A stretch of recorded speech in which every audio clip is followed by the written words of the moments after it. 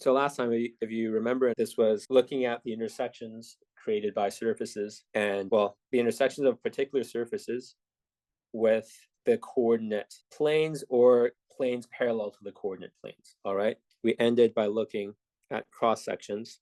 And that means that these are formed, or these are rather the shadows of curves formed by intersecting S, or a surface S, by planes of the form, let's say x equals k, y equals k, or z equals k, where k are constants. All right. So let me draw a quick picture for you guys. So here's an example. Let S be the following: z squared minus x squared minus y squared is equal to 0. We'll do a few traces in a few moments. But does anyone want to volunteer maybe to see what sort of surface this is? Okay, so if I set, let's say, if I set y to be equal to 0 on this surface, so in other words, you could be taking the trace at y equals 0. What would the curve be on the zx, or the xz plane, if I said z equals 0? If I said y equals 0, rather. So what's z squared is equal to x squared? I guess one thing also, just from skimming the exams, don't be scared just because there's some, there's minus signs in front of these squares. All right, it doesn't always mean it's a hyperbola. In particular, when y is equal to 0, it's not too bad, right? This is going to be a cone, or this is going to be z squared is equal to z squared is equal to y, x squared. So if y is equal to 0, so this is a y equals 0 cross section, we have z squared is equal to y squared, which means that z is equal to plus y, or z is equal to minus y, right? Or in other words, z is equal to the positive absolute value of y or a negative absolute value of y. So in this case, we have something that looks like this, or say x. Oh shoot, I have I got my variables screwed up. So y is equal to 0, so this is x here. Then you have the xz plane, and then you get something that looks like this, right? So this is z is equal to plus x, and then you have z is equal to minus x, and these are two lines, right? And now if I do y is equal to, let's say, k not equal to 0, then I have z squared minus x squared must be equal to k squared. And now what are these cross sections looking like for a k not equal to 0? Right, so it's a hyperbola, right? So let's say if I have k is equal to plus or minus 1, then I have the fact that, well, these are hyperbolas looking as follows. So you have zx here, and then you have something that looks like, well, actually, maybe I'll draw this. Sorry, guys, let me organize this a bit better. So you have 1 here, minus 1 here. And then you have, right, at x equals 0, z squared must be equal, if k were equal to 1, this is, or minus 1, this is 1 here. So you have at x equals 0, your curve must intersect z squared, must satisfy z squared is equal to 1, which means you're at plus or minus 1. And then you have these hyperbolic curves looking like this, going downwards, upwards and downwards, opening up as follows. And then you also have, let's say, so these are the traces or cross sections when k is equal to 1 or plus minus 1. And let's say you could do another one. You could draw, say, k is equal to, let's say, plus or minus 2, and then you're going to get something that looks like ones that look like ones that cross at plus 2 and minus 2. These are k is equal to plus or minus 2, and so forth. And that's how you could sort of slice up your surface. And how does this fit together in three-dimensional picture? The three-dimensional picture looks something like this. So, well, I'm going to sort of draw out what this is. But one thing you can note here is if I write x squared plus y squared on this right-hand side here, so this is z squared is equal to x squared plus y squared. That means z squared is equal to the same thing as saying z is equal to plus or minus the square root of x squared plus y squared. And now what this means is how high up you are. If I just look at plus the square root of x squared plus y squared, well, remember x squared plus y squared is r squared, right? If I look at polar coordinates, what I have here is the distance from the origin in polar coordinates in 2 dimensions, right? So this is a distance from the z-axis. And what this shape is telling you, or what this algebraic equation is telling you, is that you have a surface where how high up you are is directly equal to how far you are from the central axis. All right, so I would expect for the top branch of this, positive square root of x squared plus y squared, how high up I am in z is directly equal to how far away I am from the central z axis, and so I form a cone, right? And similarly, the bottom branch of this minus square root of this is going to be telling me how far down I am is equal to how far away I am from the central axis. So I also have the bottom part of this, right? So we're used to thinking of cones just extending, maybe one direction. This is, in general, cones are double-sided if they're presented in this form. And so what are these cross-sections telling us? Well, they're telling us that we've been slicing these things at constant y. So at y is equal to 0, we're slicing vertically by this plane that is parallel to the xz plane. Well, it is in this case the xz plane at k is equal to 0. And what this forms is an x like that. All right, so it slices across to us like it slices like an x. All right, it's kind of hard to draw, but if you intersect vertically, this cone shape here, you're going to get a cross like this. And then what happens is, as you move away from this, and so if you move at k is equal to 1, then you're going to get one of these hyperbolas, right? These hyperbolic traces that look like this from where your cone intersects. From where your cone intersects the plane k is equal to 1, and you see that there are these same cross sections occur 2 times at k equals 1, and also if you slice it, k equals minus 1, right? For y is equal to minus 1, if you go over here and you slice it, you're also going to get the same hyperbolic shape in green over here. So if you were asked how many, maybe in this case it's not the best example, but in this case, when you take just vertical cross sections, in the sense of setting slices parallel to the xz plane, then cross sections of this form, they always look like z squared minus x squared equals k squared. And if you're looking at restricting to just these y cross sections, then there are precisely 2 y cross sections that get you hyperbolas that go through plus 1 and minus 1. All right, there's precisely 2 for each k, because you could set k equals plus 1, and that gets you one slice that looks like this, and then k equals minus 1 gets you sort of the mirror image of this, and it gets you another one that looks the same on the other side of the shape. Similarly, for every positive k, there's a minus k that gets you the same hyperbolic cross section. So these things come in pairs when it comes to this shape. All right, but this is how you sort of build up these 3-dimensional shapes, or have some sort of ideas of how to describe these. Okay, so we have these ideas of how to make these intersections with planes that are parallel, and also we planes that are parallel to the coordinate planes, and we know how these shapes look, or these curves, these resulting curves look like. But one thing that might be useful to do is how to describe intersections in more general senses. All right, so how can we describe curves more generally formed by intersecting 2 surfaces, not just a plane parallel to the coordinate planes? So that's one question that would be interesting to answer, just looking from what we were doing with cross sections. And that really brings us to, first of all, how can we parameterize those general curves that occur in 3 dimensions? So first, let's look at parameterizing curves in R3. So remember, we did the case in 2 dimensions very early on. It's one of the first few things we did. And so when you're parameterizing a curve in 2 dimensions, what was going on mathematically was you had a function of a single variable, right? We call this variable t for reasons to suggest it's a particle moving in time. And t was either all of it. It lived on the real line. It was either the entire real line or an interval of it. And so when you have this variable t moving on the real line, it traces out a path, right?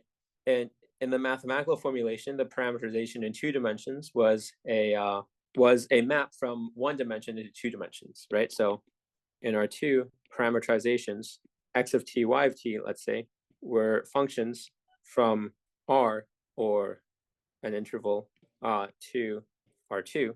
right? There were these functions and they modeled paths of particles, right? That's one way you could think of it. So in R3, once again, parameterizations are functions often presented, x of t, y of t, now z of t, from R, or an interval of R, so one dimension, to R3.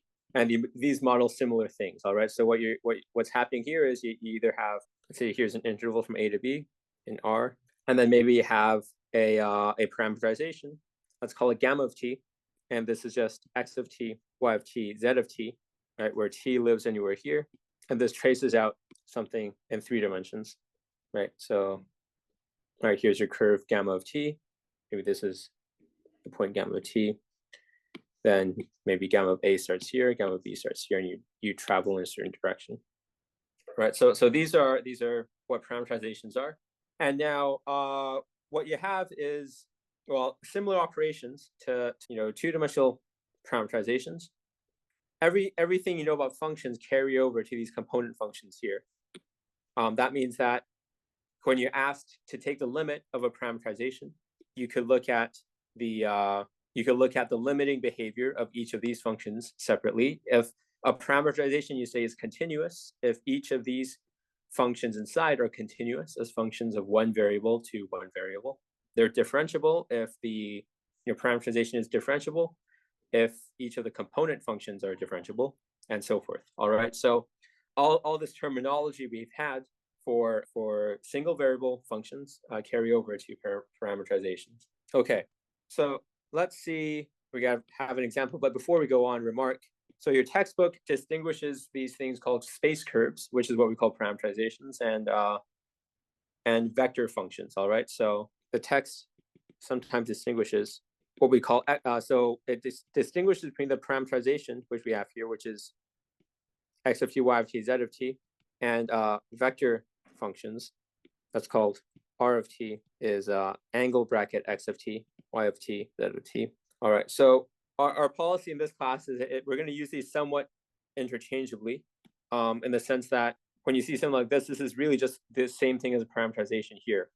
What the textbook wants you to think is, oftentimes when you're in Euclidean space, it's sometimes nice to think of this as a position vector, all right? And in this case, you could think of r of t here as a position vector in the sense that you have the tail of your vector here and the tip of your vector is pointing along this path here. So what they have is they always have something that looks like this and it points here, and that's r of t.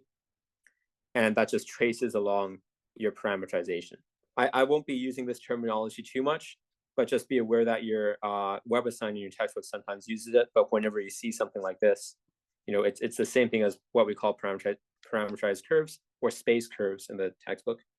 And when I ask for, say, a parameterization, you could write it in this form with angle brackets, or you could write it in this form with round brackets. Doesn't matter. When it's in Euclidean space, you could always turn this into a vector. That's a minor detail. Right. Let's do sort of an exercise here, which is how can we see parameterizations in 3 dimensions, right? So it's all nice and well that I could give you any arbitrary parameterization. For example, let's consider the parameterization given to you by, let's say gamma of t is 2 cosine t, 3 sine t, and t. Let's say t runs from across the entire real line. How do I actually see what this is? Well, the first thing to do is maybe we could try projecting. Okay, let's try projecting onto a coordinate plane by removing one of the coordinates.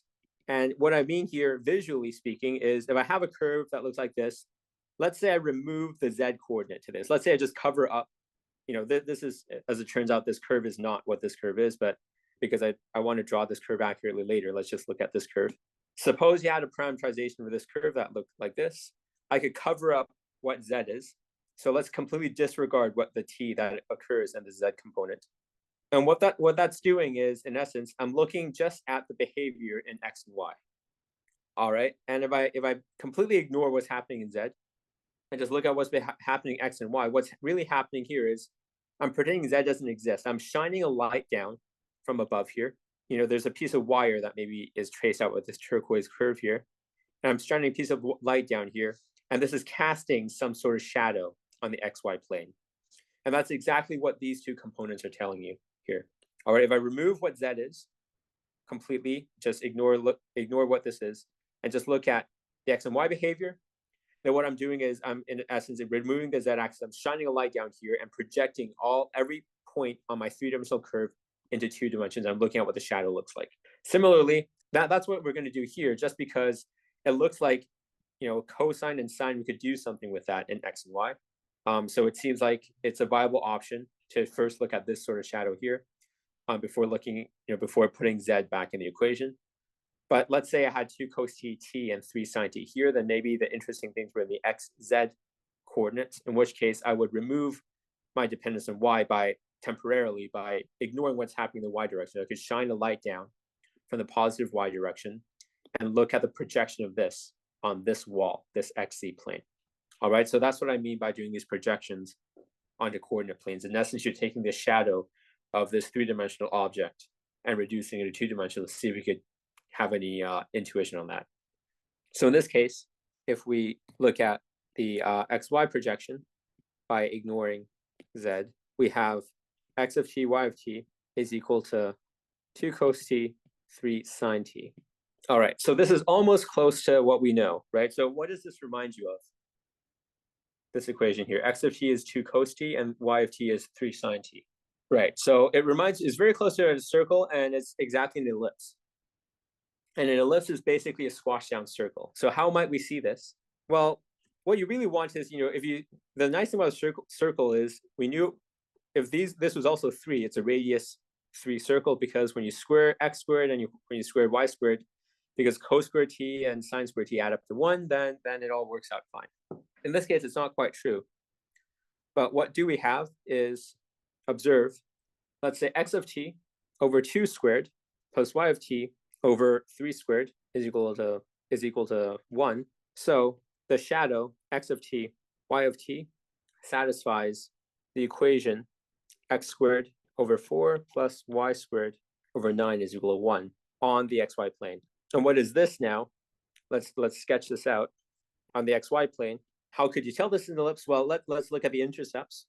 Okay, so on the intercepts here, if I set y is equal to 0, this is x squared is equal to 4, so x is equal to plus or minus 2, right? So certainly your x intercepts are there, and then your y intercepts are at x is equal to 0, your y squared must be equal to 9, and so your y must be equal to plus or minus 3, right? So this is a shadow that you formed along this, in the xy plane.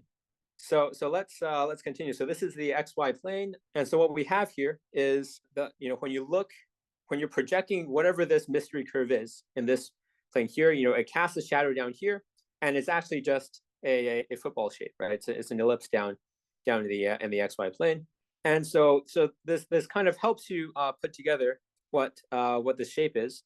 So maybe so far we have x, y looking like this. Then you have a let's say 3 here and 2 here, and your shadow looks like this here. Okay.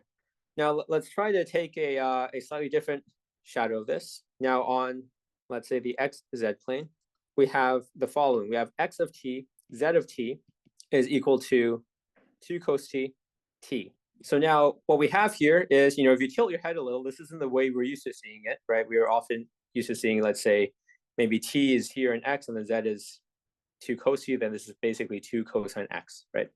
But in this case, it's sort of flipped. At z is equal to 0, when t, so we're shining a light down now from the positive z, y direction. We're completely ignoring what's happening in this y dimension now. So we're projecting down on this plane here.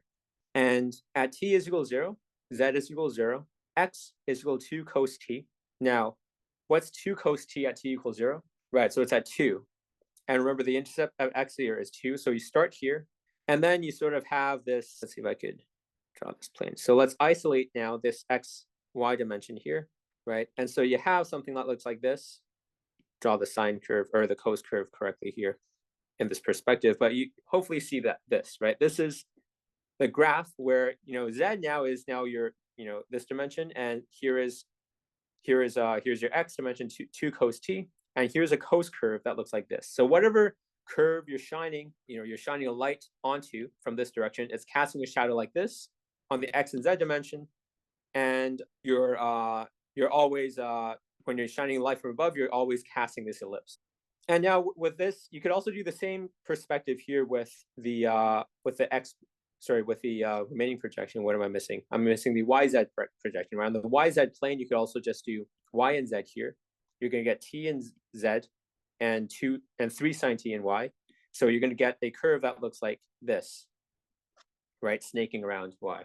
But even with these two, even with just these two projections, we got a good sense of what this curve might look like.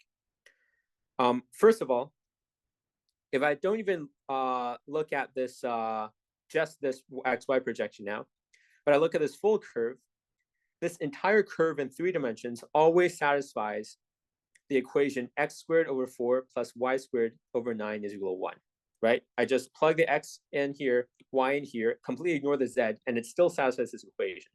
So we note that in R3, gamma of t satisfies x squared over 4 plus y squared over 9 is equal to 1, which means that gamma of t, whatever this curve is in 3 dimensions, it must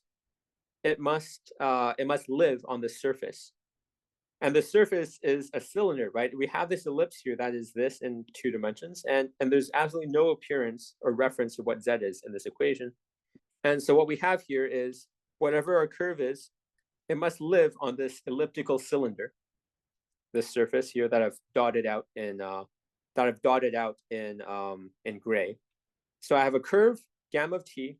It casts these shadows. It lives on the cylinder. And how is it behaving? Well, as I increment t upwards, as I increment z upwards, so at z equals 0, I'm at this point here.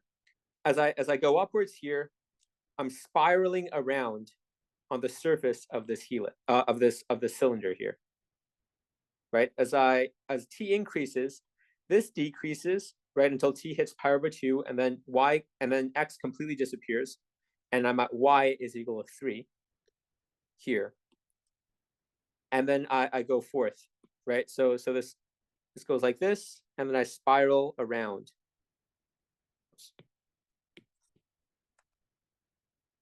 And so the curve that I have is really just a helix that looks like this. All right, how does the second projection help you as adjust for the shape? Kind of. It's like, so the first projection really, in this particular case, there's a lot of symmetry. So it's very nice. You don't really have a dependence on z. So just from this very first projection, you know that your curve lives on this elliptical cylinder here, and it must cast a shadow like this, right? So that means that if it casts a shadow like this and lives on this elliptical cylinder here, it must, in a sense, go all the way around the cylinder, right? It can't just live, on one side of this elliptical cylinder without scrolling all the way around, because otherwise its vertical projection, or its projection onto the xy plane, would not be a round elliptical, would not be an ellipse, right? Would not be a full ellipse. The side projection in this case, it's less helpful in that sense, although I was hoping that, with this illustration and just with one dimension suppressed, you could sort of see how that the helix itself has to, once again, it has to go around in this particular sense, because when you project down here, there are definite times at pi over 2 and so forth, pi over 2, 3 pi over 2, where the x projection completely disappears, right, at these points. The x, these are sort of nodes of where cosine are, and the xz plane. And so this suggests some sort of type of circular, or I guess in this case, an ellipse motion, right? It's going sort of in a circular way around. How did we know it's a helix in blue? Well, it's kind of a tautology in this sense. I said the word helix because we kind of know what a helix looks like without math. It's a spiral or a helix.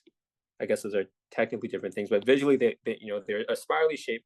We know it's a helix because, well, it's sort of an ellipsoidal helix, because a helix is anything that kind of looks like t in the z component, or any one of the components, and then you have a cosine t, sine t with the coefficients of an ellipse, or in the special case, a circle in the remaining 2 dimensions. So that's kind of what the definition of a helix is. It's something parametrized where there's time in one of the variables, and the other dimensions are a parametrized circle in essence, or in more general cases, an ellipse like this.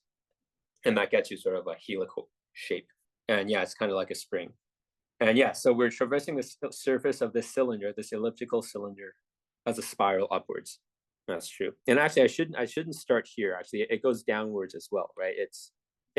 I mean, it extends infinitely up and down because I have no bounds on t. So you should say, for example, reading off of this, you could see that as t increases, my curve is going upwards in z because I just look at what the z component is. Z is t. So as t goes positive, z is increasing. If I put a minus t here, the shape of the helix itself doesn't really change. However, the way I traverse it does, right? If I put a minus t here, then I'm actually going to be spiraling downwards. So these are common, these are ways of deducing what your curve looks like indirectly in 3 dimensions just from a parametrization.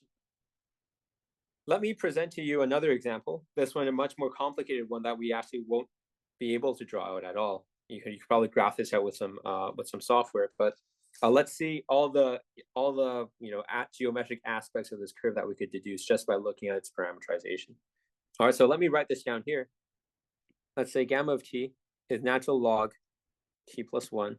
Then in the y component, it's 1 over the square root of 9 minus t squared, and then it's 2 to the t. It's exponentiated. So crazy looking thing. Some questions we may ask is what is the maximum, or I guess maximal bounded domain of t at gamma of t is defined on. By domain, I mean the interval of t. All right, domain of a function means the space where this function is defined on. So in this case, your variable is t. So you want to see what's the largest interval of t that this curve, as written here, could be is a valid parameterization for. So what is the behavior in x, y, z? I guess what is the limiting behavior, I should say, as t approaches the boundaries of its domain or interval. All right. So what's the maximal bounded domain of t such that we have a nice parameterization here? We have a suggestion in chat for -3 to 3. So presumably that's because you looked at this y component here and notice that at -3 and 3, things go awry, right? You divide by 0, so you can't let that happen. That's almost okay. So it's corrected now. It's now round brackets -1 to 3. Great. Yes. So we figured it out. That's good. So remember that to answer this first question, we renumber this. Let's call this A. Let's call this B. So for A, let's look at the maximal domains for each component function, then take their intersection, right? Because clearly, if, for example, if I had x component that was only defined between -1 and 1, and say y component that was defined for all of R and z is all of R, then it doesn't make sense. Then I'm limited by the worst behaving one, right? If my x components could only be defined maximally on -1 and 1, -1 to 1, then it doesn't matter how large the domains of my other component functions are. My entire curve cannot exist outside -1 and 1 because of my particular parameterization. All right, so in this case, largest domain for x of t is natural log of t plus 1 is what? So, well, we need natural log, inside the natural log that the argument cannot be 0. It has to be greater than 0. You cannot exponentiate a number so that the resulting number is negative, or 0 for that matter, right? So it has to be positive. So we need this to be positive.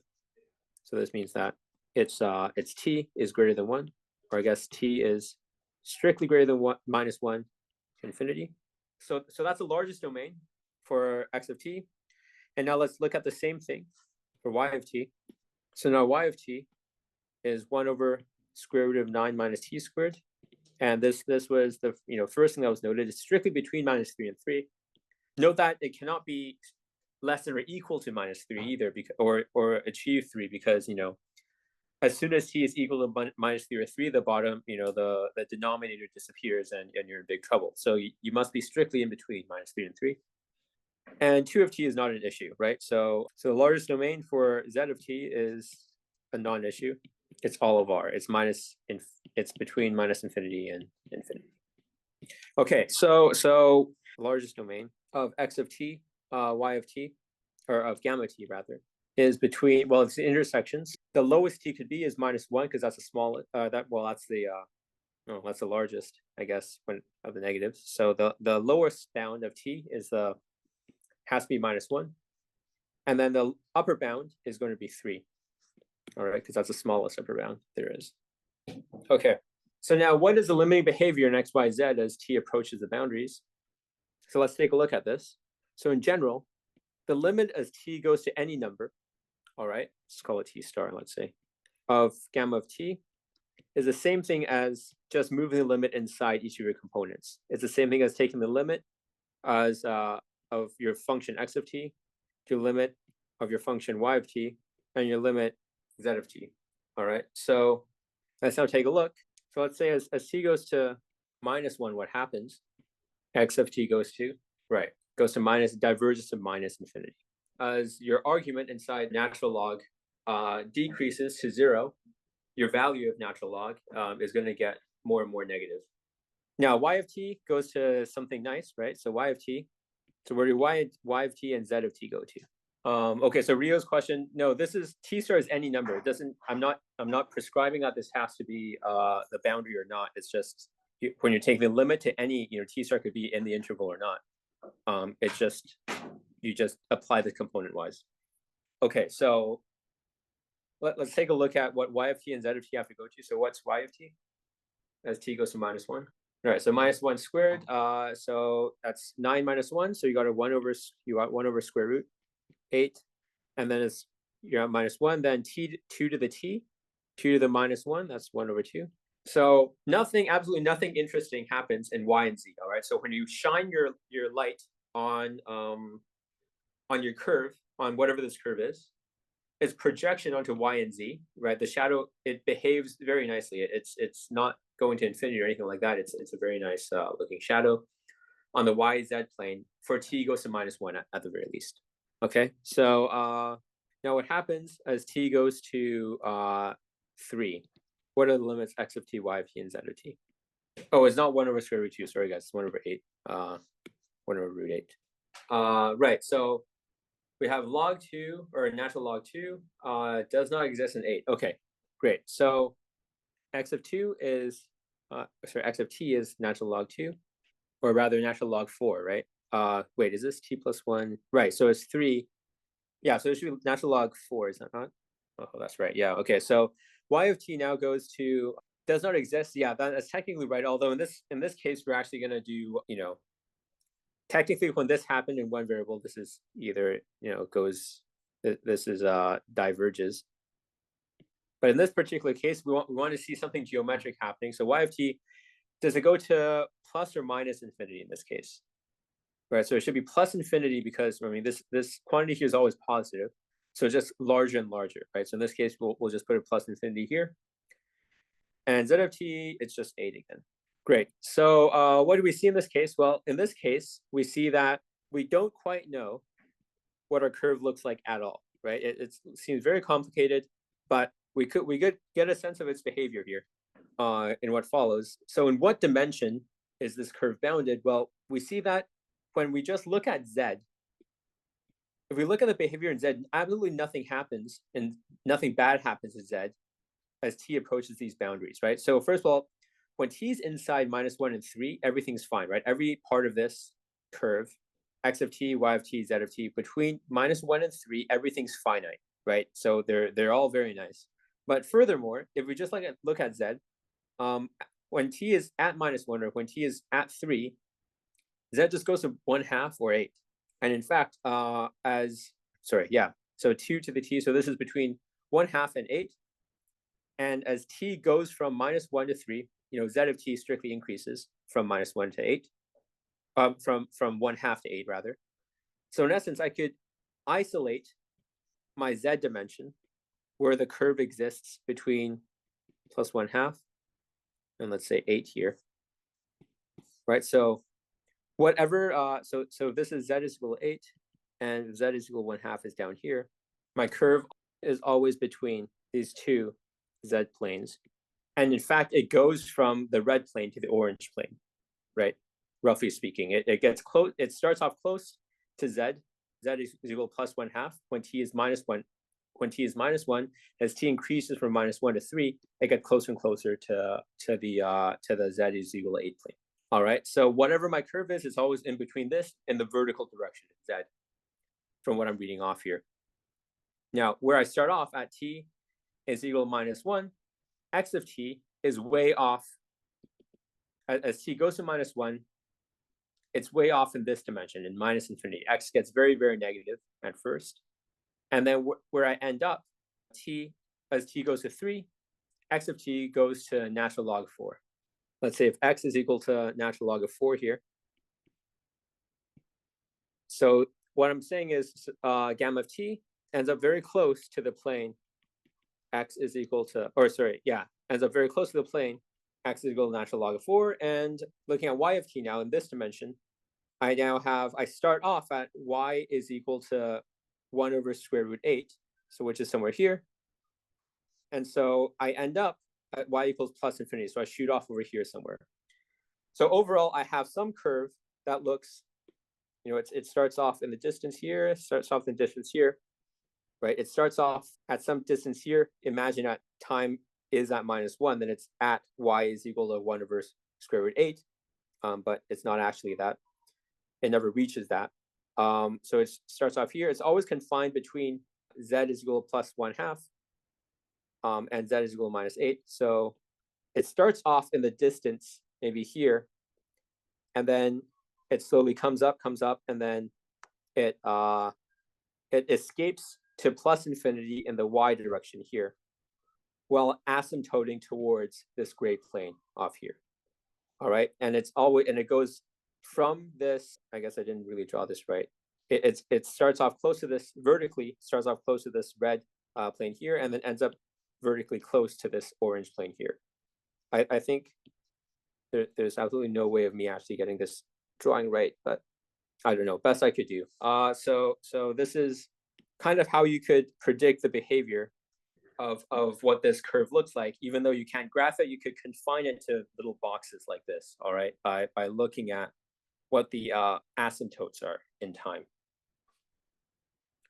So now let's go back to the original question, which was how could we describe curves of intersections of surfaces? And say describe, let's say parameterize a curve formed by intersecting the surface y squared plus z squared is equal to 1 with x plus z is equal to 2. All right, so let's identify these surfaces first, so we could have some idea of what we would expect this to look like. What is the surface y squared plus z squared is equal to 1? So it would be a circle in the zy plane, certainly. In 3 dimensions, what would it be? Right, so it would be a cylinder, and in which direction is the cylinder extending? Which axis? Or in which direction is the cylinder extended? Right, so it's in the variable that's missing here, so it's along x. So I could do a quick sketch of this situation. I have a cylinder extending in x of radius 1, and then I have the xz plane, or sorry, not the xz plane, but I have a plane, right? That looks like x plus z is equal to 2. Now, what's a normal vector to this plane here? X plus z is equal to 2.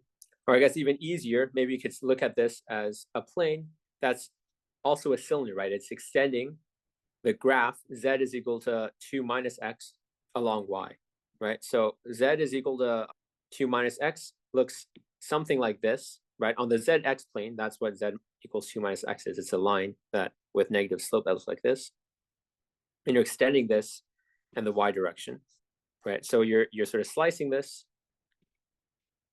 in this direction here, right? So it's tracing out, visually speaking, you would expect maybe an oval shape here, right? As your intersection of what this is.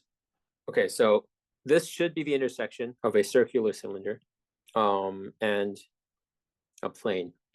All right, now if I just look at the YZ projection of this shape here, so look at the shadow here, what shape does that get me? So I'm shining a light this direction on the YZ plane, and I'm looking at the shadow that this orange curve gets me. Right, so visually it's an ellipse, but if I project it down here, it must, every single point, x of t, y of t, z of t, must satisfy this equation here. Let's say if gamma of t is x of t, y of t, z of t must satisfy, well, it lies on this surface here, this cylinder, so it must satisfy y squared root of t plus z squared root of t is equal to 1. So what's a function of t that might be good for this? What could I try setting y is equal to and z is equal to? Right, sine and cos or cos and sine, right? So let's just, we could set try y of t is equal to cosine, z of t is equal to sine. Okay, so now we're still missing one thing, right? We still need to relate x of t. Now, what might be a good, if I set y of t is equal to sine of t, cosine of t, and z of t is equal to sine of t, what would x of t have to be? Note that we need to satisfy, so this comes entirely from this equation here, which is this surface. Being on this blue surface here gets us this. Now, because I'm in the intersection, I also have to satisfy the equation of the second surface. And what does the equation of a second surface tell me x has to be? So if x plus z is equal to 2, then what is x in terms of my parametrizations here? So on the one hand, I impose x plus z is equal to 2, and on the other hand, I impose z of t is sine of t. Right, so I could try z must be equal, or sorry, x must be equal to 2 minus sine of t. So we have a parametrization given to us by 2 minus sine of t, cosine of t, and sine of t. And we want to parameterize this entire curve of intersection. So we want to make sure that at least we could try maybe t is minus infinity to plus infinity. All right, that'll parameterize this several times around. Or you could restrict this to an interval of 2 pi to get the whole thing once, right? Because that'll tell you cosine of t and sine of t. It traverses once this curve. Any questions on this example here? Right, so you could verify there's nothing. So on the one hand, remember this was part of the non-example, the bad example I did maybe last week or something, right? It's, on the one hand, you're slicing this by an off parallel, right? This plane is not parallel to any of the coordinate planes. In reality, the curve of intersection is an ellipse.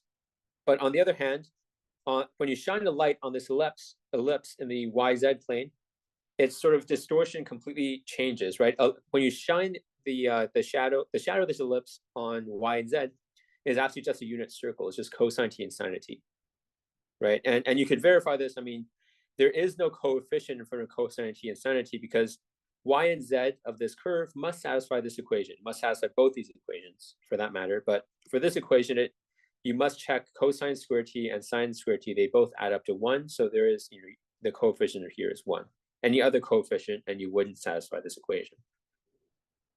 So that's why the coefficients of cos and sine here are 1. And x, y, and z must satisfy both the cylinder and plane equation. That's correct, because you're parameterizing a curve on the intersection of these two surfaces. And what it means algebraically is, on the one hand, you write your curve in terms of x, y, and z components. So these all depend on a single variable t. That's your curve in the abstract.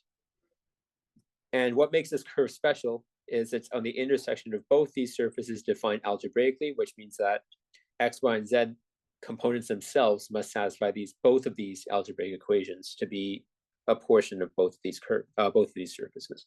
And this is not unique, right? First of all, I could shift t any way I want here. I could do like 3t, 3t, 3t, or I do t minus 5, t minus 5, t minus 5, and it'll get me the same curve. It just becomes, at particular times, I start at different points.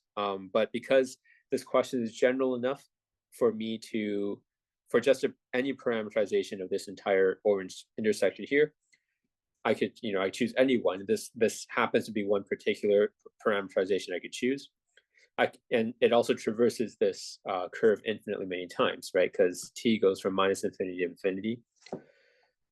There are cases, such as an arc length, which I'll introduce soon, where if you want to traverse a curve, if you just want the length of this intersection, then it's important for you to traverse the curve only once. And to make sure that you traverse the curve only once, you want to restrict t to a one revolution, right? 360 degrees. So that's either minus pi to pi, or 0 to 2 pi, or 2 pi to 4 pi, so forth. So you could restrict t to be a 2 pi interval, and then your parameterization still, it's still carves out this path in orange, but it traverses this path only once if you impose that t is a period of 2 pi, or sorry, it has domain length 2 pi. Any other questions on this example? Okay, so let's move forward. Let's now try a separate example. What is a parameterization? Parameterize the intersection of the surface 6y is equal to x squared plus z squared with y is equal to x. All right. What could we say about these surfaces? So this one is a plane, right? Y is equal to x defines a plane in 3 dimensions. What shape is this here? So let's say, let's do a couple of cross sections maybe. So z is equal to 0. This is 6y is equal to x squared. And what is that? What curve is that along the xy plane? 6y is equal to x squared.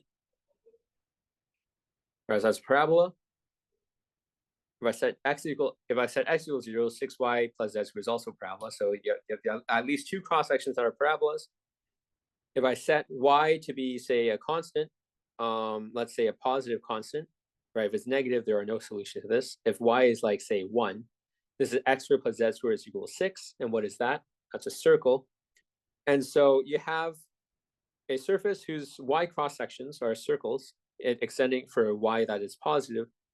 And when you slice along z is equal to 0, z is equal to 1, z is equal to 2, these are just translations of parabolas upwards. So what you get is a surface here that is looking as follows. So for every constant y slice, you get a circle. Your circles, as y goes to 0, it shrinks to a point, then it gets bigger and bigger and bigger, right? Reminds you a lot about, things with cross sections like that. Could be like a hyperboloid, or it could be a cone, or it could be a paraboloid. And how do you tell? Well, you need to slice it in a different direction. So if you slice it vertically, you get these parabolas in these directions. So what this gets you a paraboloid that looks like this, right? This is a paraboloid. In this case, it's actually it's an elliptical paraboloid, but in this particular case, it's a circle. It's a circular paraboloid because each of these cross sections are circular. And now y is equal to x is going to be, well, it's going to be the translation of this y is equal to x line vertically upwards. So you're cutting this with a line that looks like this, or with a plane that looks like this, rather. And so that should carve out another curve that looks like this or something, right? Maybe I'll use orange here. Guarantee you. So that's your intersection. Okay. We're now over time, but visually we have an idea of what this curve looks like. Let's hold off until tomorrow. And we'll continue tomorrow with our parameterization of the intersection.